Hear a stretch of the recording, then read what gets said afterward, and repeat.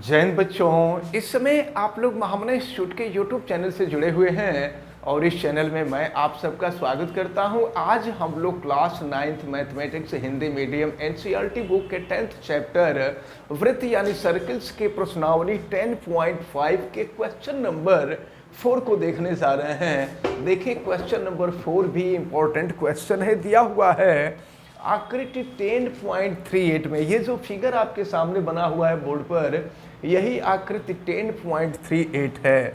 इसमें angle A B C, figure देखिएगा, angle A B C is equal to 69 degree और angle A C B, देखें A C B is equal to 31 degree दिया हुआ है। Note कर लेते हैं, angle A B C is equal to 69 degree और angle A C B is equal to 31 degree.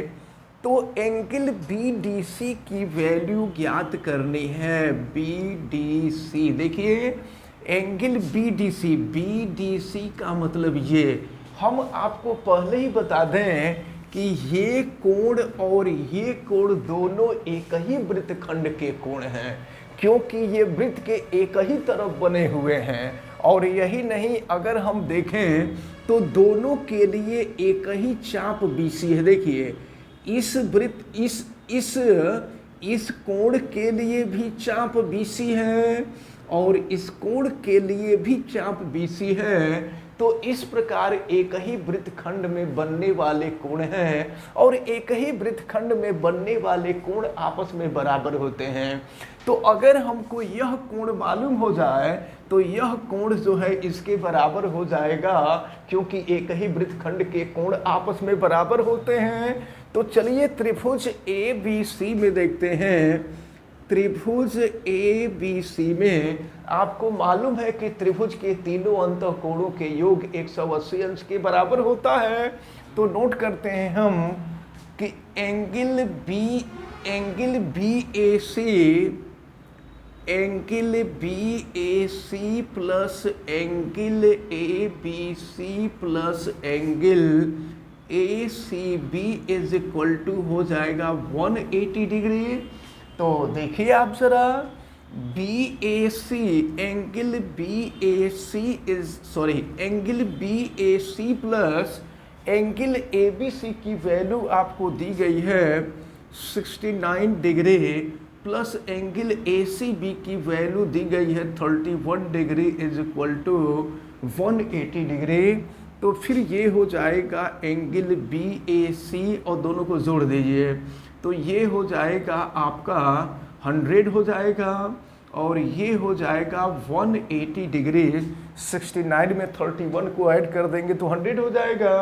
अब ये हो जाएगा angle B A C is equal to 180 degree minus 100 degree. तो angle B A C is equal to 180 में से 100 minus करेंगे तो ये हो जाएगा 80 डिग्री। ये एंगल जो होगा वो 80 डिग्री हो जाएगा, 80 अंश हो जाएगा। तो ये कोण और ये कोण दोनों एक ही वृत्तखंड के कोण हैं।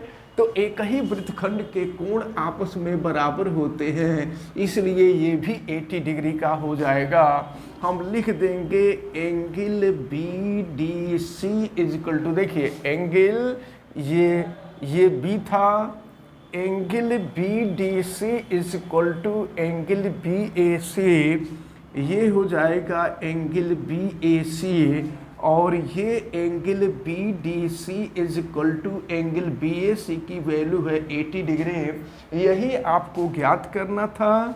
तो ये हो गया एंगल बी डी सी और ये इज इक्वल टू हो गया 80 डिग्री और यही हम लोगों का आंसर हुआ। तो इस प्रकार ये जो क्वेश्चन नंबर 4 था, ये क्वेश्चन नंबर 4 आपका कंप्लीट होता है। देखते हैं क्वेश्चन नंबर 5 को। आकृति 10.39 में, ये जो आकृति आप देख रहे हैं ना, ये 10.39 है। इसमें एक वृत्त पर ए बी सी और डी 4 बिंदु, देखिए ए बी सी और डी वृत्त पर 4 बिंदु हैं। AC और BD एक बिंदु E पर इस प्रकार प्रतिच्छेद करते, देखिए AC और BD एक दूसरे को बिंदु E पर प्रतिच्छेद करते हैं और इस प्रकार प्रतिच्छेद करते हैं कि angle BEC is equal to, ये दिया हुआ है 130 डिग्री। देखिए BEC ये होगा और ये आपको दिया हुआ है 130 डिग्री, तथा angle ECD is equal to दिया है 20 डिग्री। देखो ECD ये कोण आपको दिया हुआ है 20 डिग्री।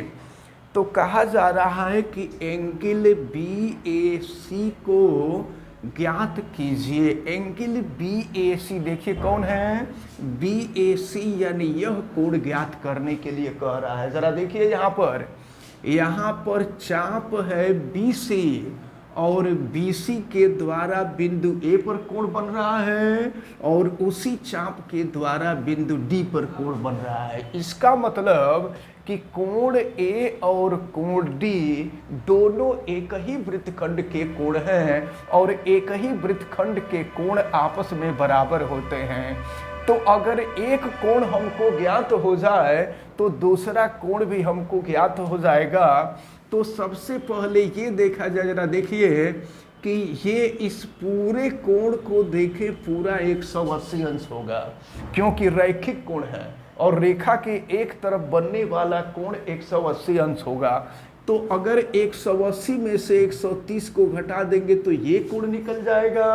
अब फिर ये कोण और ये कोण हमको मालूम हो जाएगा। तो त्रिभुज के तीनों अंत कोणों का कोण 180 अंश होता है। इसको जोड़ करके 180 में से घटा देंगे तो ये कोण निकल जाएगा। चलिए देख रहे हैं एंगल BED बराबर 180 अंश, और यह 180 अंश इसलिए क्योंकि यह रैखिक कोण है और रैखिक कोण 180 अंश का होता है। तो अब देखें BED के जगह पे क्या लिखेंगे, देखिए BED के जगह पर BEC प्लस हो जाएगा CED, दोनों हो जाएगा। तो ये हो जाएगा एंगल BEC और प्लस एंगल CED और ये इज इक्वल टू हो जाएगा 180 डिग्री। तो एंगल BEC की वैल्यू आपको दिया गया है। देखिए एंगल BEC की वैल्यू 130 डिग्री दिया हुआ है और प्लस है angle CED is equal to 180 degree. तो angle CED is equal to 180 minus 130 degree. तो angle CED is equal to 180 minus 130, ये हो जाएगा आपका 50 डिग्री हो जाएगा। तो ये जो एंगल है ये 50 डिग्री हो गया। अब आपको मालूम है कि त्रिभुज के तीनों अंत कोणों का योग 180 अंश होता है। तो त्रिभुज CDE में त्रिभुज CDE में देखते हैं सब कोणों को। तो एंगल ECD और प्लस हो जाएगा एंगल CED और प्लस हो जाएगा एंगल EDC। ये एंगल EDC और ये बराबर हो जाएगा 180 अंश, क्योंकि त्रिभुज के तीनों अंत कोणों का योग 180 अंश होता है।